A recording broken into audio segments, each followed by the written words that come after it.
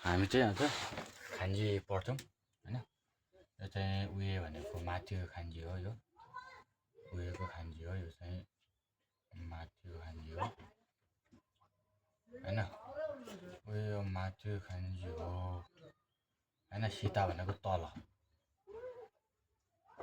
तल खान्जी, नाका भनेको भित्र, नाका सोतो भनेको बाहिर,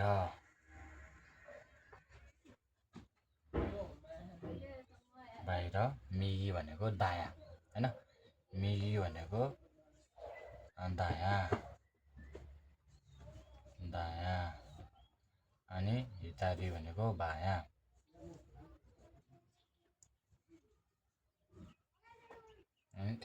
यामा भनेको माउन्टेन हो हैन। हामीले चाहिँ यसलाई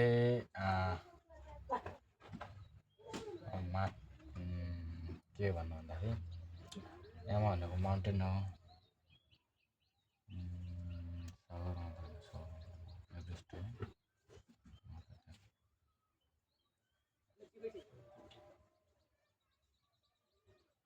माउन्टेन नै भनौँ है। अब यो खा भनेको नदी हैन।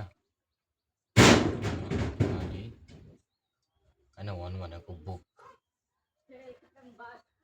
बुक है। यो वन भनेको बुक, हितो भनेको मान्छे, मान्छे, हितो भनेको मान्छे, के भनेको हात, त्यो भनेको हात, मिमी भनेको चाहिँ आँखा है। मिमी भनेको आँखा, कुची भनेको मुख, अनि त्यहाँबाट मिमी भनेको कान, कान, के भनेको केसा भन्ने हुन्छ हैन। केसा, अनि नेन भनेको वर्ष भनौँ न, वर्ष, वर्ष। अब त्यसो गरेर हामी सबै लेखिसकेपछि होइन लेखेको छु।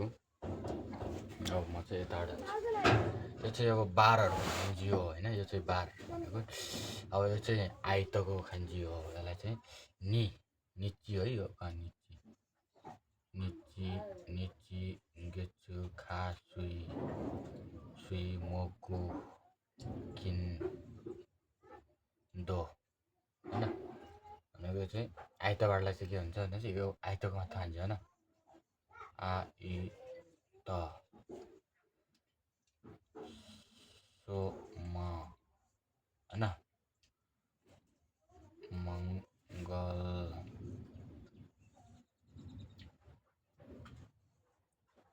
बुध,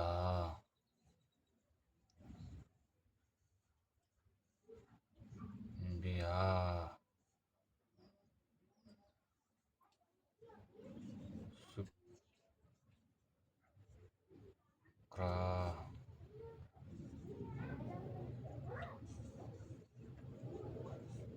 शनि हो। यिनीहरूको खान्जीहरू चाहिँ यिनीहरू है त।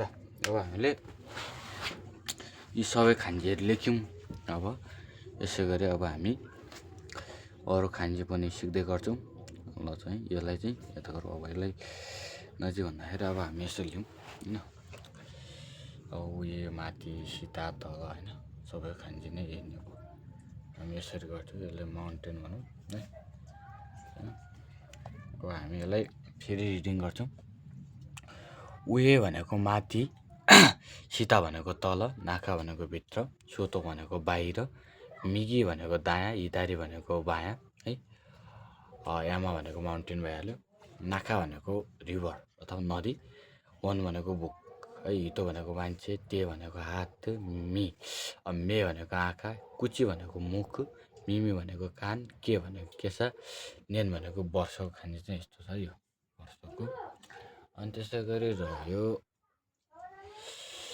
निची, गेचु, खा, सुई, मोकु, किन्दो। निची, गेचु, खा, सुई, मोकु, किन्दो भनेको निची भनेको आइत, अनि गेचु खान्जीको यता छ। यो चाहिँ खान्जी, गेचु खान्जी यता छ। गेचुको खान्जी त्यो हो। खाको खान्जी त्यो, खा भनेको मङ्गल, सुई भनेको बुध, मोकु भनेको बिहा, किन भनेको शुक्र, दो भनेको शनिबार।